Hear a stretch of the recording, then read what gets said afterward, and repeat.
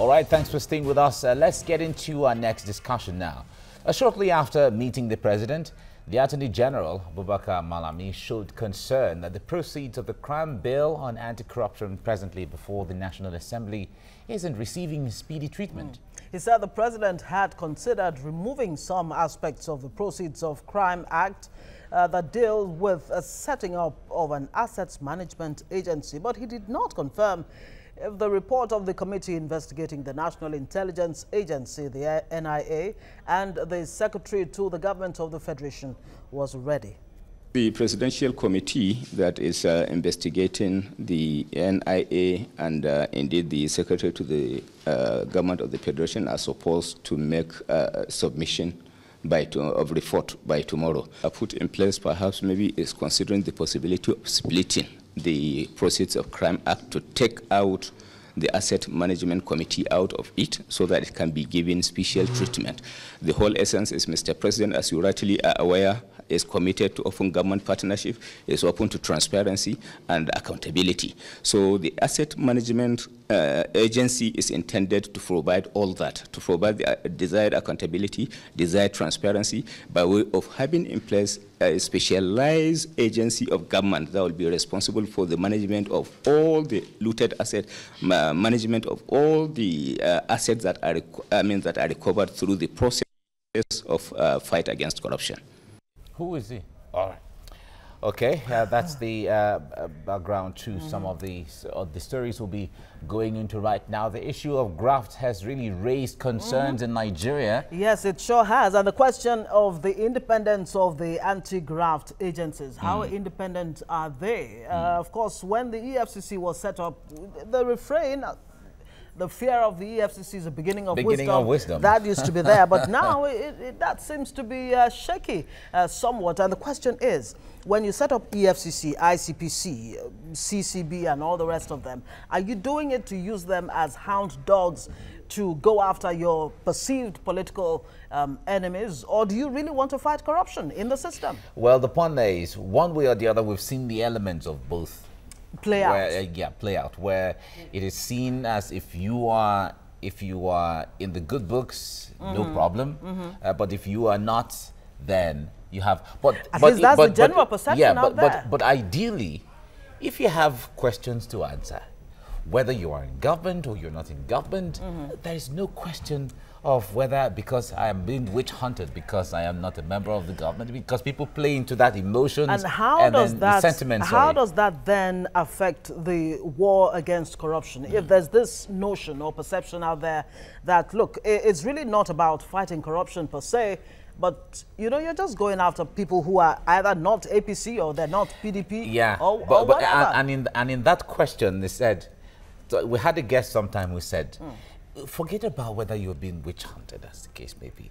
Do you have questions to answer? Let's get into and if you do have questions to answer, just go and answer to those questions. Clear your name. We have a lawyer in the house, Justice Uwebu, joining us right now. Justice, good morning. Good morning. It's good to have you. Just to clarify, your name really is Justice. It's Justice. You're welcome to the program. When I go to the bench, I'll be Justice. Wow. We look forward to that. Yes. All right.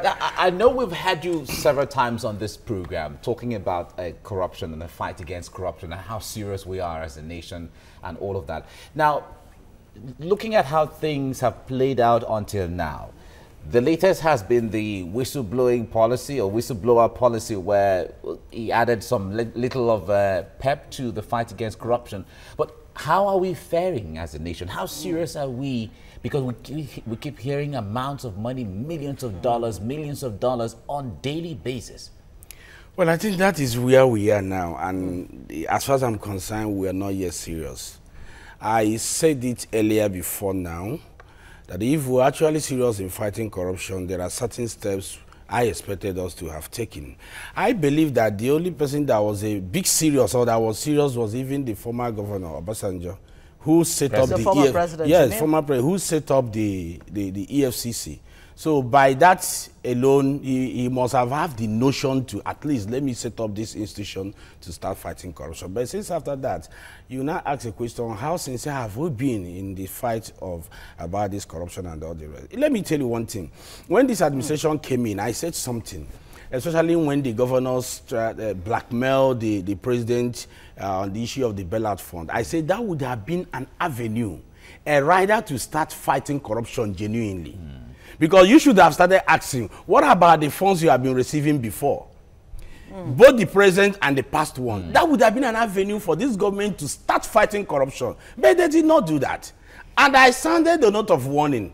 What were the implications, what were the machineries put in place in order to even monitor the bailout fund? Today, we're still back to square one. Okay, so let's come back to the real issue. Former Vice President Abubakar Atiku, in a speech recently, drew the attention of the, well, maybe Nigerians or the rest of the world, saying, look, there is a need for the independence of the anti-graft agencies. I guess that's why we're discussing this now.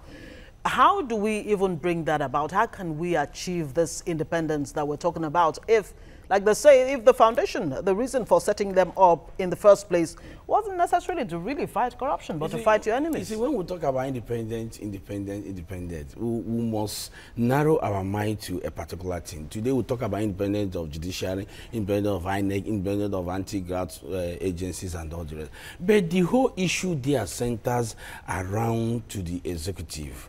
Because remember, these are arms of the executive, departments of the executive. Yes. So, by implication, they still have control by the executive. So, you will not expect them to be totally independent.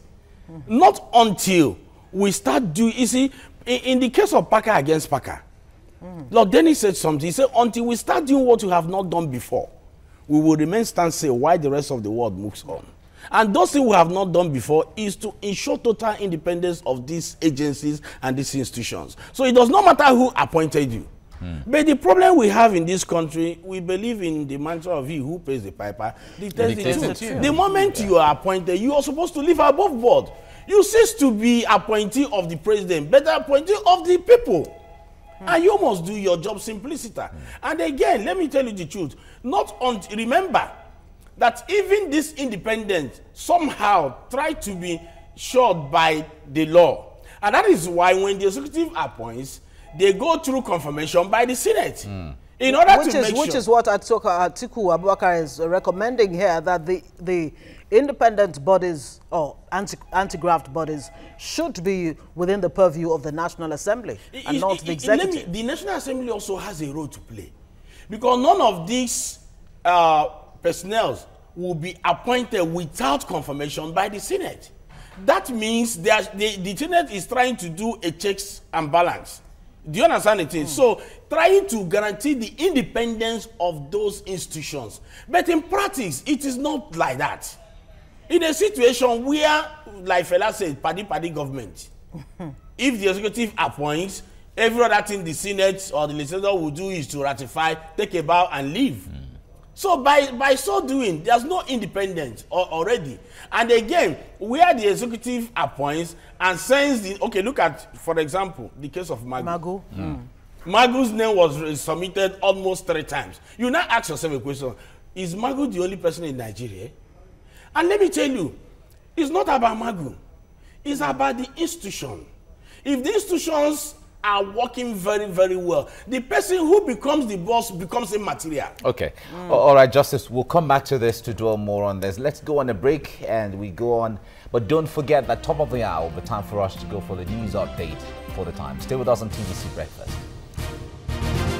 Let's get back to our discussion earlier. We've been talking about anti-graft agencies in Nigeria and how independent they are generally, and the perception that oozes out when they carry out their responsibility. A lot of people say, well, I am being witch hunted because I am not in government and all of that. We hear those kind of comments every day. So we have Justice Uwebu with us, and we've been talking about this all the while. Now, Justice, let me come back to the calls that some of these agencies should be under the National Assembly. Does it really make them more independent? Because the National Assembly is still part of the government.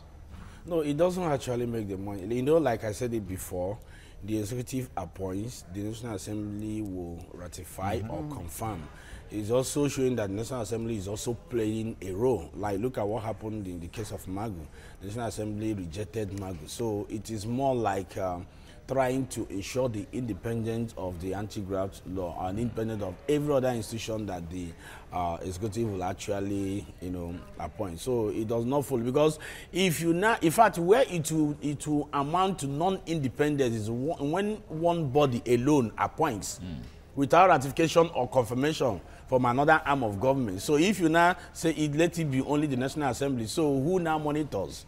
Who now confirms them? So with the National Assembly appoint and the executive confirmed, is it their duty? You will be going off the track of the constitutional duties of the arm of government. Of course, there are suggestions too that there should be some kind of financial autonomy for these anti-graft agencies. As it is now, the executive is still the one who pays. Yeah, remember, it is a department of the executive. Yes. But the problem we've had in this country for too long is this.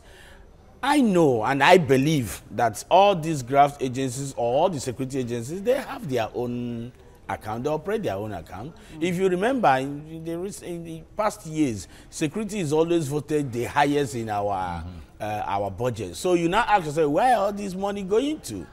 That's a good question. So that is all the issue, because now you will not tell me the IGP, the Inspector of Police, he runs an account. The police runs an account. The NSA runs an account. The NSA runs an account and all the rest. So it is assumed that there should be an allocation. Apart from maybe the internally generated revenue, if they are actually generating. For example, all the money now they say they have been recovering. All of a sudden, the whole thing has died low. Nobody knows what will happen to the country. Where is the money entering? Is it entering the treasury account? Is it entering the anti-graft law account or all the regs? So when you look at it this way, you now discover that it's neither here nor there. Really big issue there. Ike Ekweremadu, the Deputy Senate President, has said that there's a need for strong, independent, decentralized, and of course, impartial anti-corruption agency. With the anti-graft agencies that we have now, do you get a sense that they are strong, independent, and, well, decentralized and all of that, no, or impartial? I think the National Assembly recently now, let me put it that way, has somehow woken up from their slumber. Because when Ike Ekweremadu is talking about this, he is directly or indirectly confirming that they have been sleeping all these years, the National Assembly. Yes, because this is the first time in the country that we are seeing the National Assembly rejecting a nominee from the executive. It had never happened before.